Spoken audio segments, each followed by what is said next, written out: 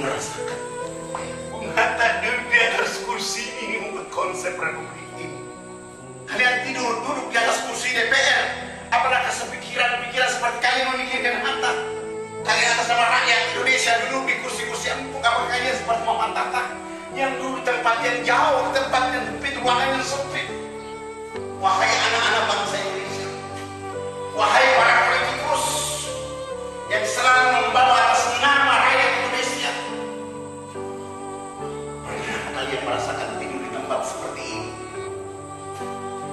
Pernahkah kalian merasakan tanpa kasur, tanpa tikar, tanpa mata?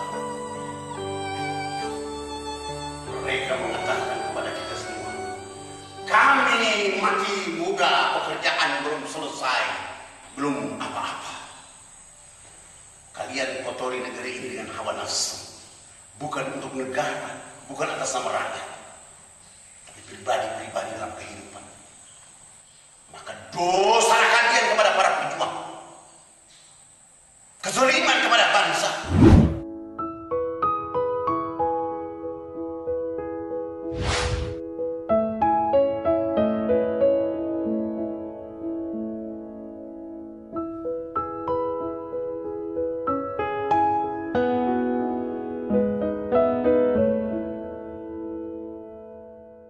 Jangan pernah ragukan rasa nasionalisme Dai pedalaman asli kelahiran tanah Papua yang satu ini.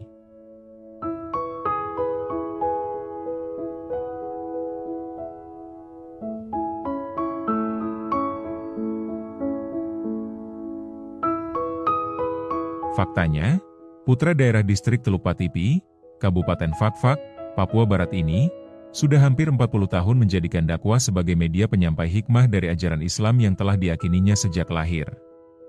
Sedangkan kemuliaan nilai-nilai Islam, yang dihujamkan sejak kecil oleh ayahnya, yang seorang guru SD sekaligus guru ngaji di wilayah tanah Petuanan Kerajaan Patipi, merupakan penanaman rasa cintanya pada tanah air, yakni Negara Kesatuan Republik Indonesia.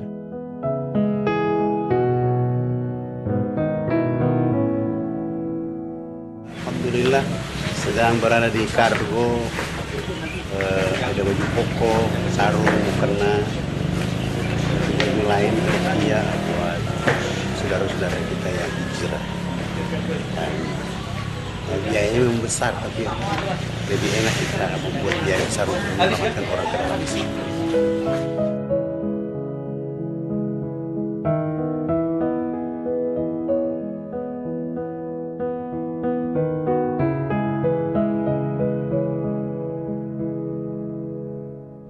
Pemirsa, alhamdulillah saat ini kita melakukan perjalanan menuju Kampung Asiki, Distrik Jais, Kabupaten Bukittinggi.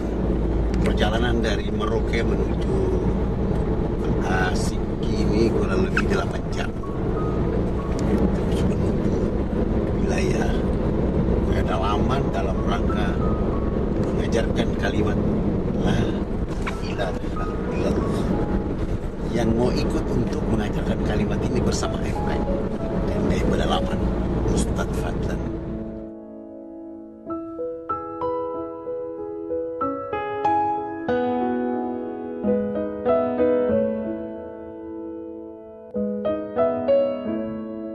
Tak heran, jika dimanapun dan kapanpun ia berdakwah, Dai yang mendapat julukan Ustadz Sabun Mandi ini, tak pernah melupakan momentum hari-hari besar nasional. Serta selalu peduli pada situs-situs sejarah dan budaya, yang berkaitan langsung dengan momentum hari-hari besar nasional itu.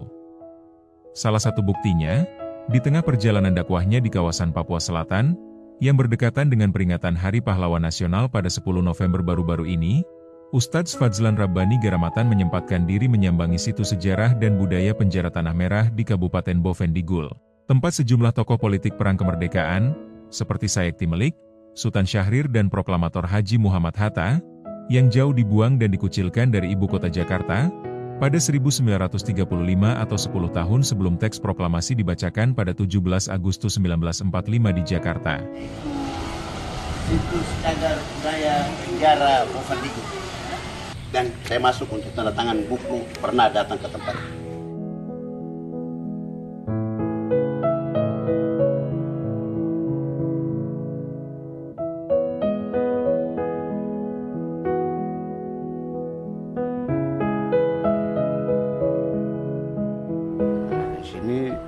awal dibangun penjara ini tahun 1927.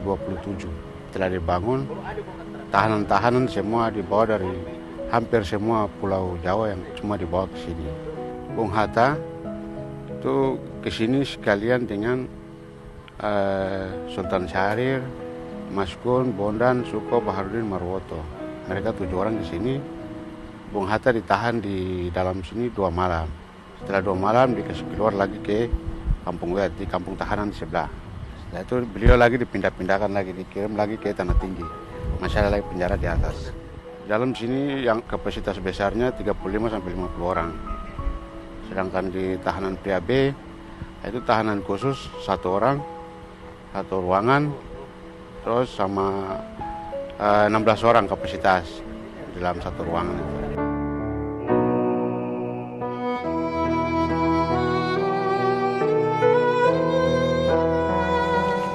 Lihat seluruhnya keadaan ini.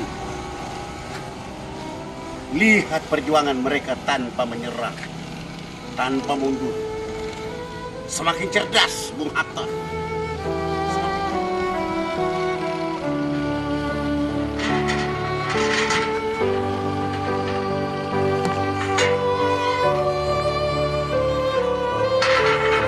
Kawat duri yang tinggi, dinding yang tinggi, tembok besi, lalu mereka di bawah.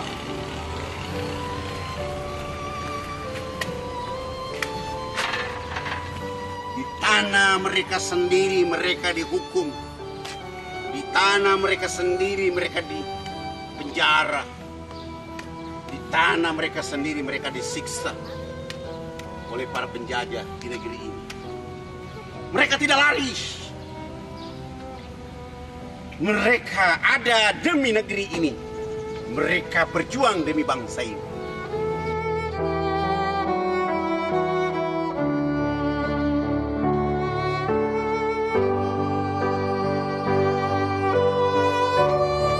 Ruang tahanan.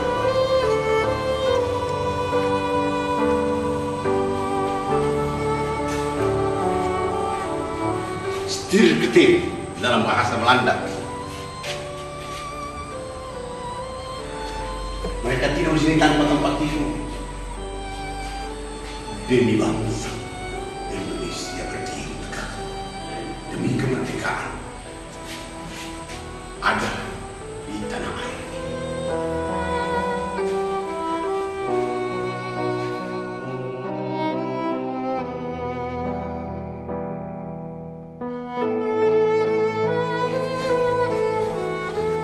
Kamar strikte ke-6, ketiga, ruangnya kecil, 2,5 meter kali 3 meter. Pahlawan bangsa gugur membela demi negeri ini.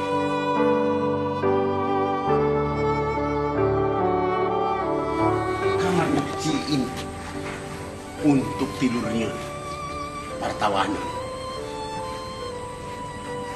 Ulama-ulama besar itu ada di sini. Tidur tersiksa di sini.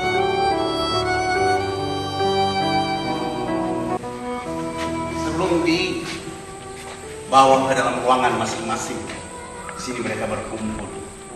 Wahai anak bangsa Indonesia, wahai generasi muda, rawat republik ini, jaga republik ini, kuatkan hati kita dengan republik ini. Jangan menggunakan barat-baratan untuk merusak republik ini. Lihat, apakah pantas kalian hidup di tempat seperti begini? Para pejuang itu tidak pernah menyerah.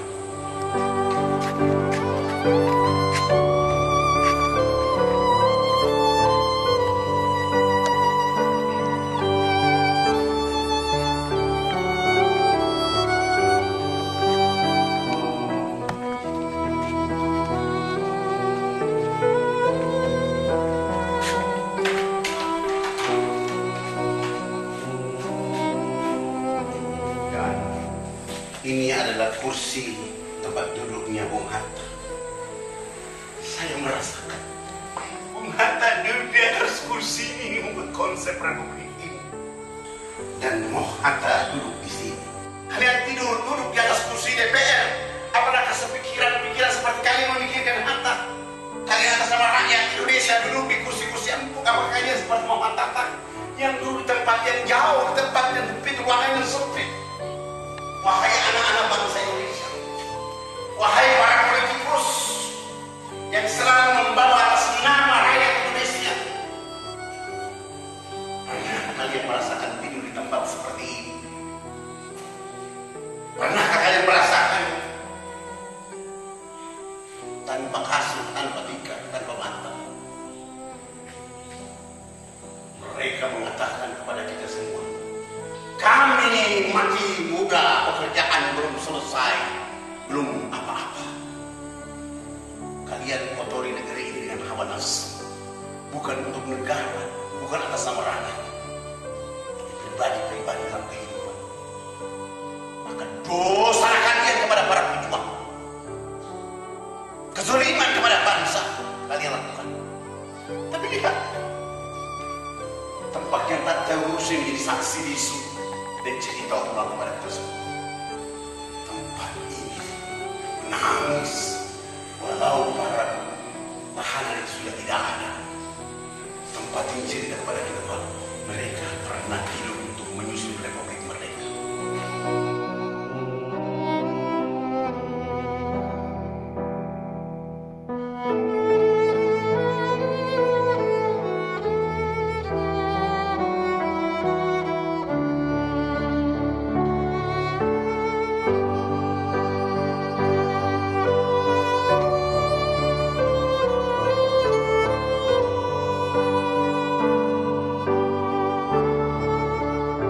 Ini kamar mandi mereka, ini toilet mereka, ini bak mereka mandi, ini toilet yang mereka tempati. Tempatnya di mata kita, perasaan kita tidak bermolak, tapi dari tempat ini mereka menyusun Republik Indonesia Merdeka. Dari tempat ini mereka menjadikan Bovendigo bagi barometer bangsa.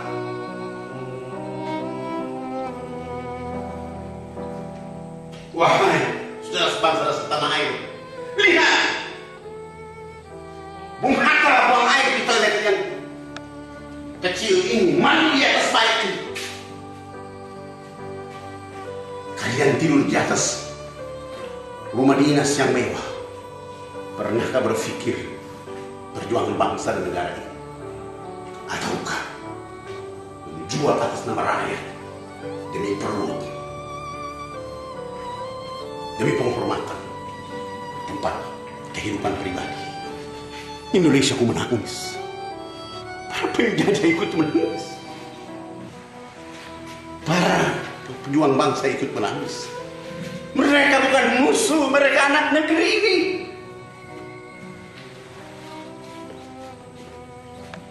Siksa lihat kondisi hal ini.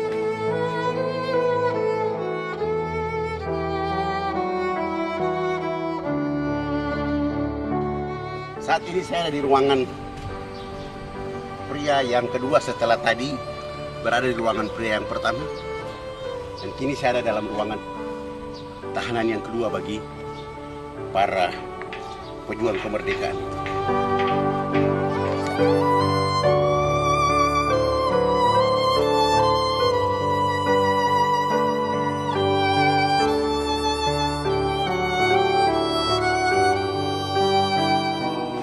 Sekecil ini, tapi pikirannya brilian. Malulah kita tidur di ruangan yang luas, tapi pikiran dan cara pandang kita sempit. Di ruangan yang kecil, cara pandang mereka justru lebih besar untuk Indonesia kita.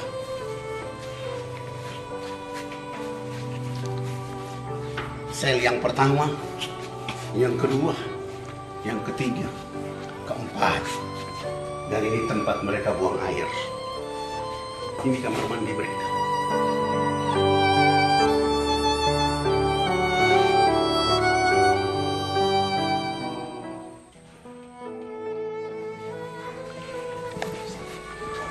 Satu setengah meter kali 2 meter. Jadi saksi sejarah pejuang Indonesia.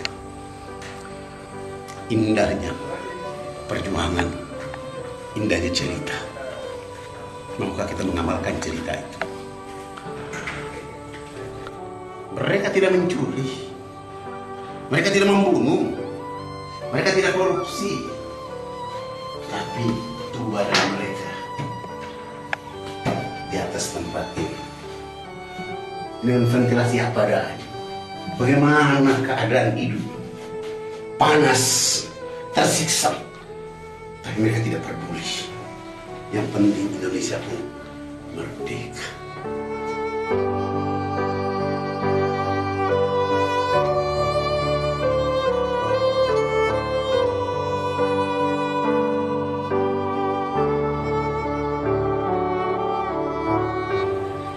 Saudara-saudara sebangsa tanah air, inilah tempat mereka siksa di dalam tanah ini. Mereka dihukum di tempat di dalam penjara dalam tanah. Saksi untuk kita semua.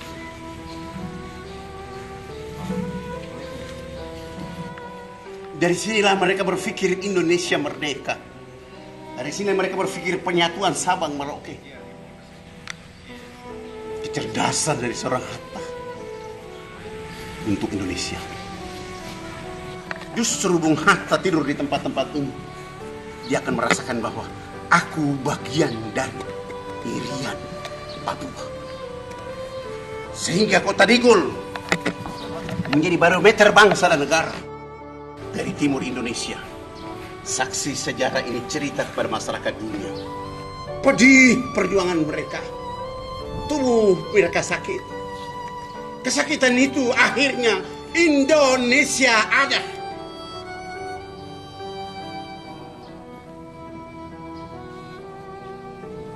Kesakitan yang mereka rasakan itu, Sabang Merauke menjadi wilayah Republik Indonesia.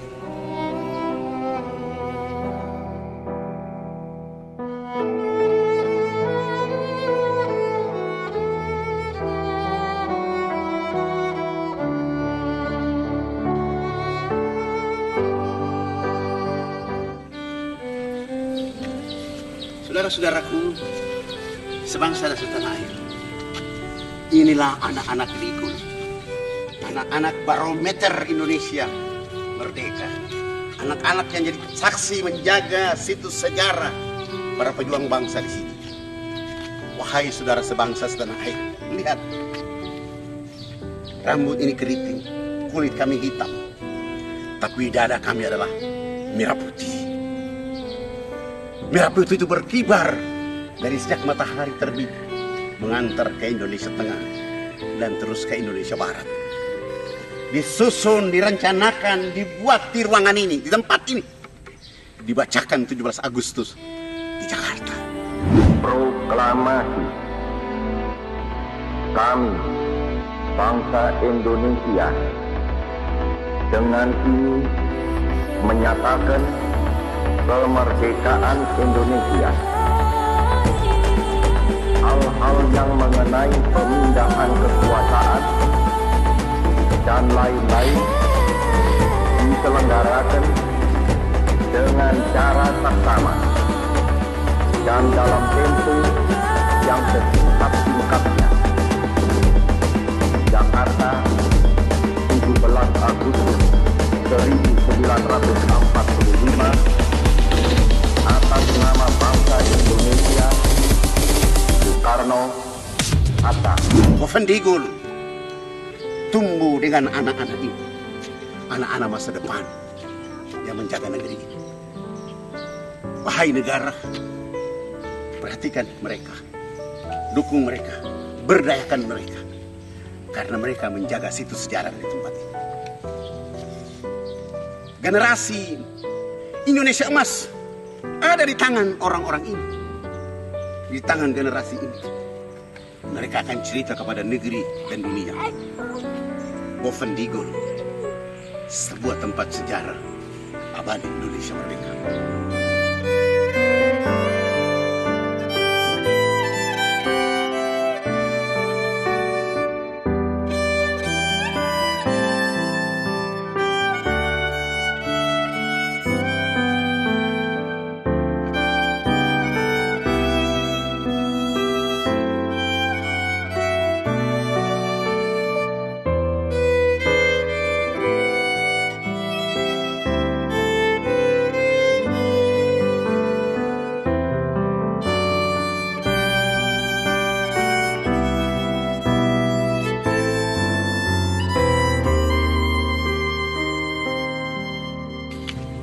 kearifan lokal.